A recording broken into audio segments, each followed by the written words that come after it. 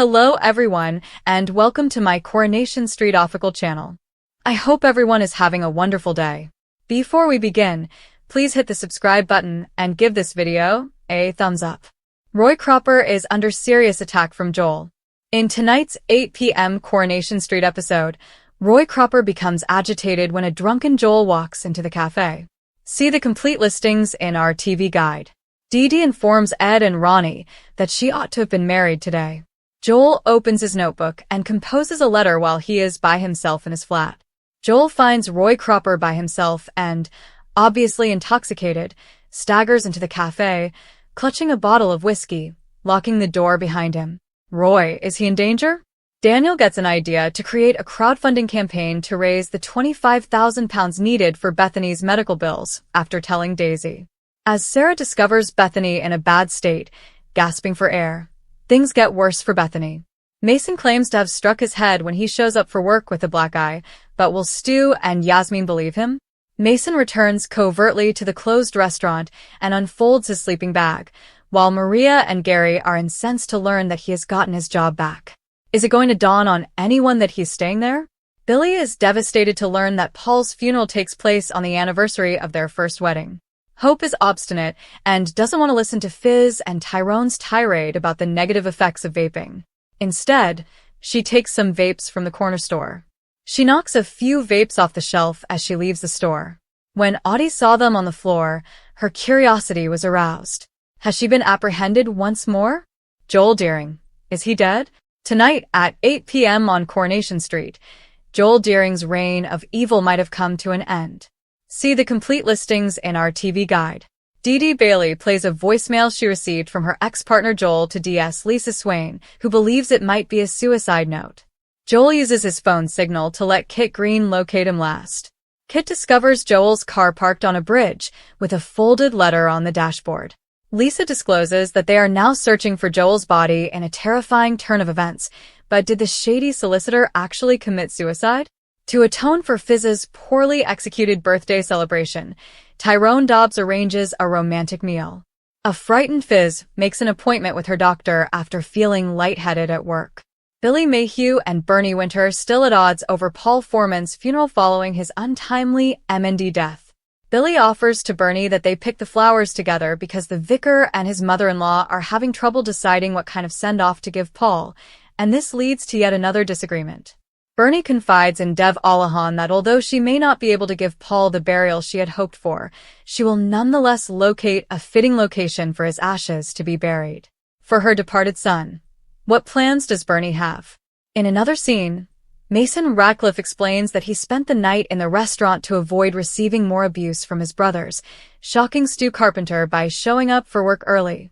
Though Stu has experienced similar circumstances in the past, would he be able to assist the disturbed teenager?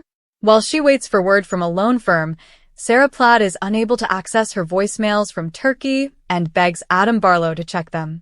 Adam's shocked to learn that one is from her jailed ex-husband Damon Hay as he listens. Joel is thought to be deceased. After Dee Dee plays a voice message that Joel left her, Lisa speculates that it might be a suicide note. Kit locates Joel's last location using his phone signal and discovers that his car is stopped on a bridge with a folded note on the dashboard. Lisa informs everyone that Joel's body is currently being sought after. Is Joel the real person who killed himself? In the meanwhile, Tyrone is organizing a romantic supper to make up for Fizz's birthday celebrations that were marred by disaster. When Fizz starts feeling lightheaded at work, she worries and makes an appointment with a doctor. Another fight breaks out when Billy offers to Bernie that they select the flowers together because there have been no agreements made regarding Paul's funeral thus far. Bernie assures Dev that although she may not be able to give Paul the burial she had hoped for, she will locate a suitable location for his ashes to be buried. What's on Bernie's agenda? Stu is surprised to see Mason at work already today as well. Mason clarifies that he stayed overnight at the restaurant to stave off receiving another spanking from his siblings. Will Stu be able to assist Mason, having been through a similar situation? Finally, Sarah asks Adam to check them since she's waiting for word from a loan firm and can't access her voicemail from Turkey. Adam is surprised to hear one from Damon as he listens. Dee Dee Bailey acts, confirming Joel Deering's demise. Viewers of Coronation Street are now certain that Dee Dee Bailey's devotion may take a dark turn after she devised a scheme against Joel Deering.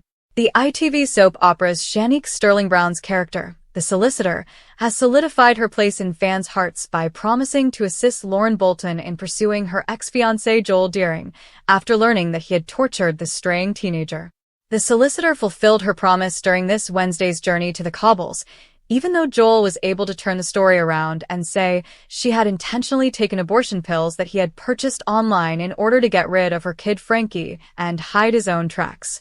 Joel went back to Dee Dee with a single request: "Take me back," after being released without being charged despite Lauren telling the authorities everything he had done to her, including financial abuse and sexual pressure.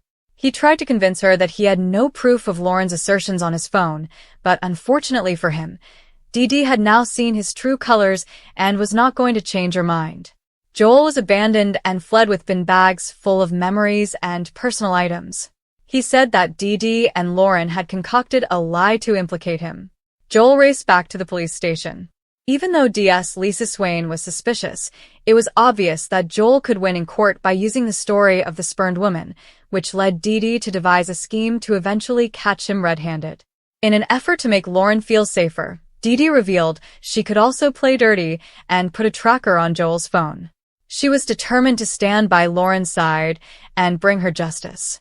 Twitter users who watched the Manchester-based show X expressed their opinions about how they felt Joel would be brought down, and Dee Dee stuck out to them as the one and only character who could bring him down. "I'm excited to see Dee Dee defeat Joel." "Leave it on," exclaimed a fervent fan of the soap opera, while another remarked, "Wise decision by Dee Dee, but dangerous if Swain wants to look at Lauren or Dee Dee's phones." In the event that Joel chooses to take Frankie, the tracker will be very helpful.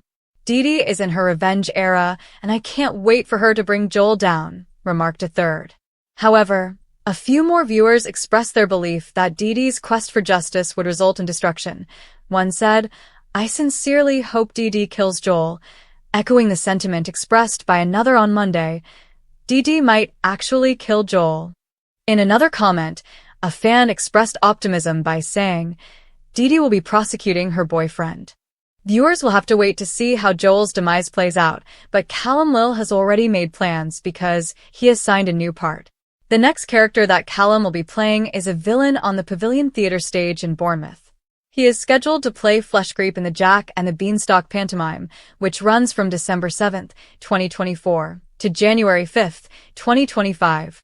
In tonight's 8 p.m. Coronation Street episode, Roy Cropper becomes agitated when a drunken Joel walks into the cafe. See the complete listings in our TV guide. Dee Dee informs Ed and Ronnie that she ought to have been married today.